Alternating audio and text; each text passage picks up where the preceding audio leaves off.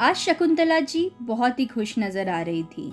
यह है शकुंतला जी का परिवार, जिसमें आई थी नई बहू रानी रमा। अरे रमा बहू, आज तुम्हारी पहली रसोई है और मैं चाहती हूँ तुम कुछ ऐसा बनाओ जिसे खाकर हम सब बेहद खुश हो जाए। मम्मी जी, पापा जी, ऐसा खाना बना के खिलाऊंगी आप दोनों बेहद खुश हो जाओगे और बार बार मांग के खाएंगे। अगर आज तुमने हमें मजेदार खाना खिलाया तो हम तुम्हें अच्छा नेक देंगे बहू। मम्मी जी, पापा जी, मेरे दिमाग में तो 24 घंटे बस मैगी ही चलती है। वही मेरा फेवरेट खाना है। भाई आज तो मैं बहुत ही मजेदार खाना खाना चाहता हूँ। बहू जल्दी से किचन में जाओ और अपनी पहली रसोई बना के खत्म करो। कुछ देर बाद सब खाने की मेज पे बैठे होते हैं, लेकिन बहू थी जो किचन से निकलने का नाम ही नहीं ले रही थी। अरे बहू, 2 घंटे हो गए हैं, खाना बना नहीं? अरे माँ जी, ला रही हूँ खाना। ये कहते हुए बहू रानी किचन से खाना ले आती है और सामने लगा देती है। और इस खाने को देख के सबकी आंखें फटी की फटी रह जाती है, क्योंकि ये थी मैगी, वो भी अलग अलग वैरायटी की।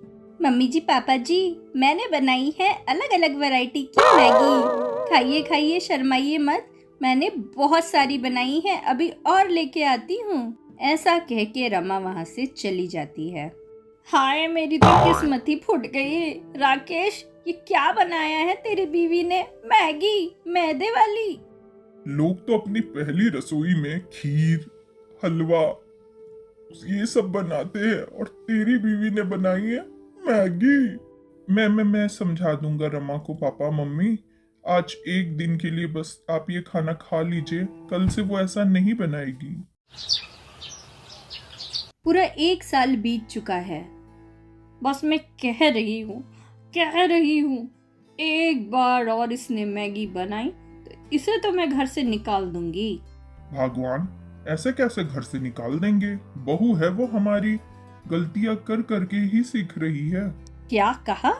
गलतियां कर करके सीख रही है? पिछले 1 साल से वो यही हरकत कर रही है। रोज मैगी, वो भी अलग अलग तरह की बनाती है।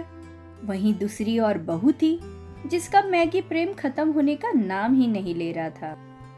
मीनल, खाना तो बन गया है मेरा, वही मेरी फेवरेट वाली मैगी बनाई है। तभी रमा की सास शकुंतला जी किचन में आती है, उसे आवाज देती हुई। लेकिन बहू थी जो फोन में लगी हुई थी और उसे अपनी सास की आवाज ही नहीं आ रही थी। मिलल, तुझे पता है, कल मैंने चिली गार्लिक मैगी बनाई थी और आज मैंने सोया सॉस में डुबो के मैगी बनाई है। ओ मैगी की दीवानी बहू रानी, तुझे सुनाई नहीं आ रहा है क्या? कब से आवाज लगा रही हूँ। मैगी प्रेम ने तुझे बहरा भी कर दिया है। हाँ माँ जी, आप सही कह रही हो। मैगी तो मुझे बचपन से पसंद है और अब तो मैं मैगी के बिना रह ही नहीं पाती हूँ। दिन में 3 बार बनाती हूँ। देखिए माँ जी, मैंने कितनी तरह की मैगी बना के तैयार की है। ये बताइए, आप मुझे आवाज क्यों दे रही थी?